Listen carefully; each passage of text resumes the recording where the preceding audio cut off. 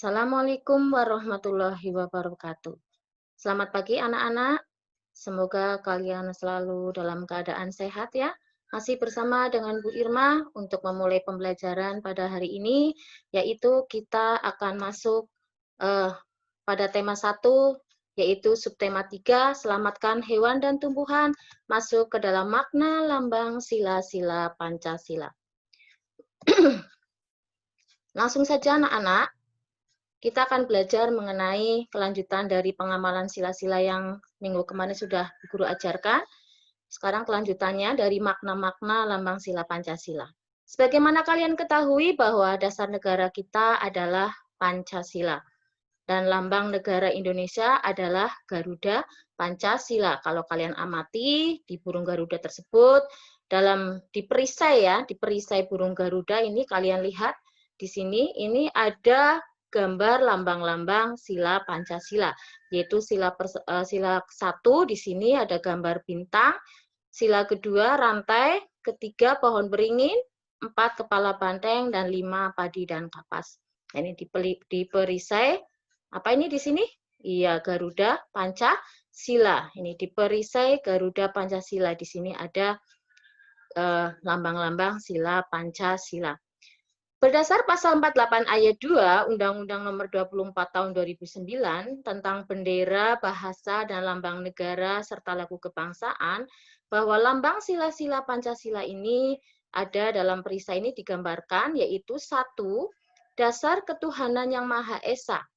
Maknanya adalah di situ cahaya di bagian tengah perisai ini berbentuk bintang bersudut 5. Di sini ya, nah ini.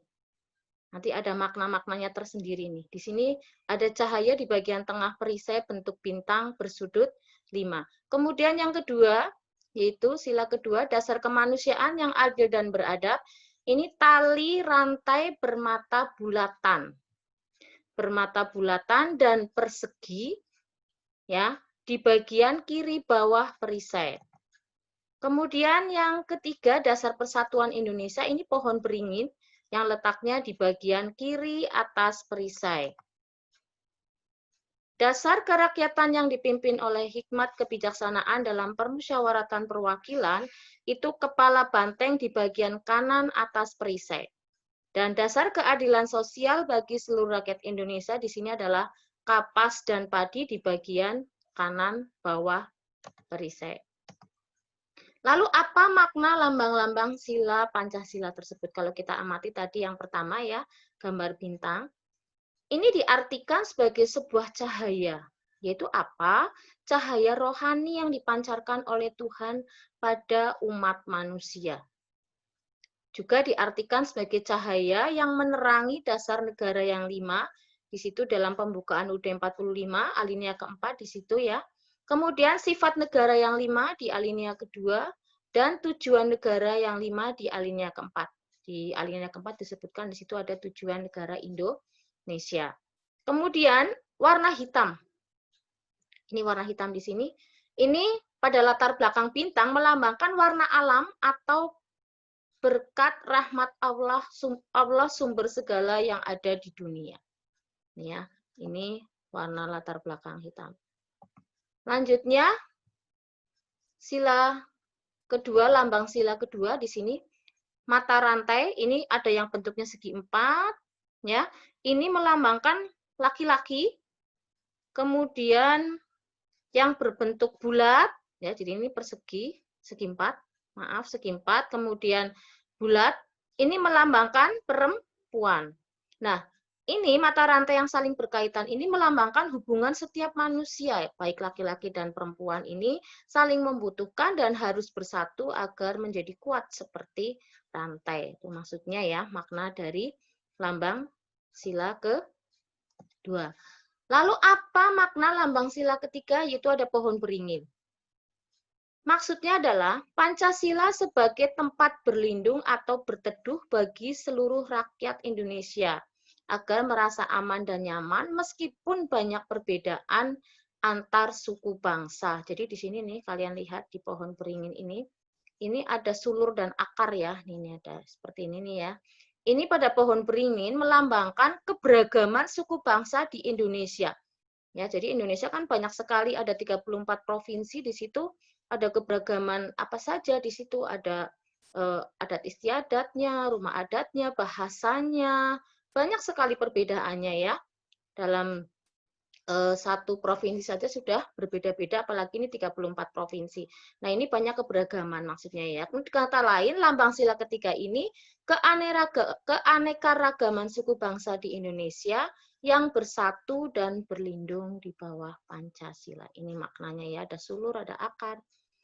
Kemudian sila keempat, sebagaimana kalian ketahui, yaitu kepala banteng. Sudah Bu Guru singgung juga pada materi minggu kemarin. Ya, makna rakyat Indonesia itu makhluk sosial yang suka berkumpul. Nah, ini Bu Guru salah ketik ini ya. Ini yang, bukan uang ya. Yang suka berkumpul dan bermusyawarah untuk mufakat mengambil keputusan. Jadi sebagaimana kemarin kalian ketahui, ini banteng lambangnya. Kenapa banteng? Kemarin bukan harimau ya. Jadi karena banteng ini hewan yang suka berkumpul dengan sesamanya, sehingga kelompok banteng menjadi kuat dan terhindar dari terkaman pemangsa. Yang kelima, padi dan kapas melambangkan kebutuhan dasar semua manusia untuk hidup, yaitu sandang dan pangan. Kebutuhan sandang, pangan rakyat yang terpenuhi dengan baik merupakan syarat utama negara mencapai kemakmuran. Ini yang menjadi cita-cita bangsa Indonesia. Lanjut ke penerapan nilai-nilai Pancasila tersebut. Di sini adalah contohnya di lingkungan sekolah. Banyak sekali sebetulnya, ada di lingkungan keluarga, sekolah, masyarakat. Nah, ini salah satunya di lingkungan sekolah, ya. Karena Pancasila itu mempunyai kedudukan penting sebagai dasar negara dan sebagai pandangan hidup bangsa Indonesia. Otomatis sebagai dasar negara berarti Pancasila atau nilai-nilai Pancasila dijadikan sebagai pedoman penyelenggaraan negara. Lalu Pancasila sebagai pandangan hidup ini ya, ini maksudnya pandangan hidup, pedoman hidup. Nah, ini dijadikan nilai-nilai Pancasila sebagai landasan bertingkah laku masyarakat Indonesia dalam keseharian. Nah, ini contohnya tindakan yang biasa kamu lakukan sesuai nilai-nilai Pancasila di lingkungan sekolah. Contoh, pengamalan sila pertama itu misalkan kamu berdoa sebelum mulai pelajaran. Kemudian jujur dalam mengerjakan ulangan, tidak mencontek teman atau tidak mencontek buku, tidak membuat contekan gitu ya. Jujur dengan teman dan guru, tidak bohong ya. Dan berdoa setelah selesai belajar, itu pengamalan sila pertama. Lalu sila kedua, yaitu di lingkungan sekolah, contohnya menghormati teman dan guru, menjenguk teman yang sakit, mengumpulkan dana untuk membantu korban bencana alam ya. Kalian kadang kan seperti itu ya, misalkan ada korban bencana alam meminta sumbangan misalkan dari PMI atau apa gitu ya. Selanjutnya yaitu pengamalan nilai sila ketiga. Di lingkungan sekolah misal menggunakan bahasa Indonesia, mengikuti lomba olimpiade, itu kan bawa nama baik sekolah, dan mengikuti upacara dengan hikmat.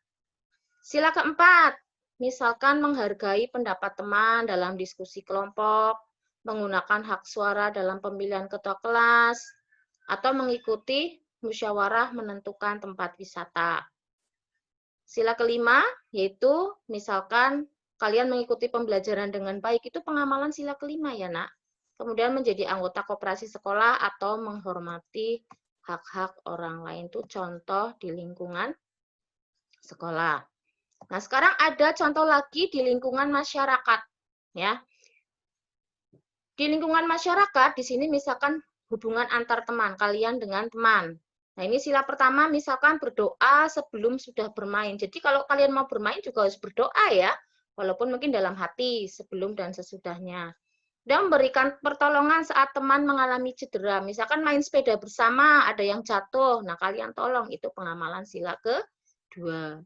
Sila ketiga, menjaga kekompakan saat bermain tanpa membedakan teman. Jadi misalkan temannya ada 6, semuanya diajak bermain tanpa ada yang dibeda-bedakan. Misalkan salah satu ada yang dikucilkan, tidak mau bermain dengan teman yang satu itu, nggak boleh ya.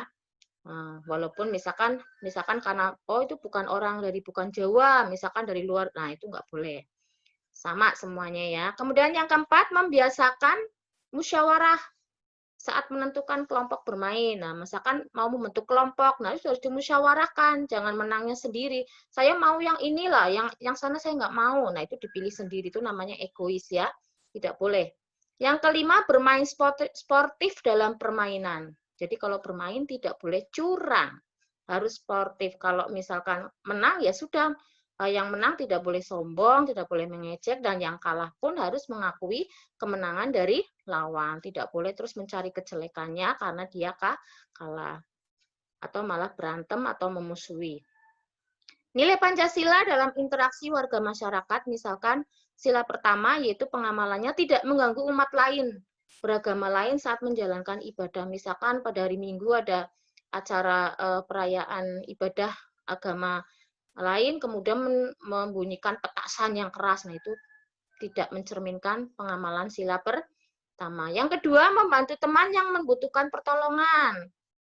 Nah, yang ketiga, mengikuti gotong royong bersama warga masyarakat, misalkan membangun jembatan atau sedang membersihkan lingkungan sekitar. Nah, itu gotong royong ya. Membuat ini misalkan menjelang perayaan 17 Agustus, membuat apa namanya? Memperindah lah ya, memperindah lingkungan, nah itu gotong royong. Yang keempat, menghargai pendapat orang lain saat musyawarah. Dan yang kelima, menghargai hasil karya orang lain. Nah, itu anak-anak penerapan nilai-nilai Pancasila di lingkungan sekolah dan di lingkungan masyarakat atau hubungan dengan antar teman. Nah, untuk hari ini pembelajaran mengenai makna lambang sila Pancasila, Bu Guru cukupkan sekian. Silakan kalian lihat videonya dengan cermat, dengan baik, baru mengisi Google Form yang sudah Bu Guru berikan. Yang teliti, jangan langsung instan, tidak melihat video, langsung mengisi ya. Begitu, tetap semangat anak-anak. Semoga kalian sukses. Terima kasih.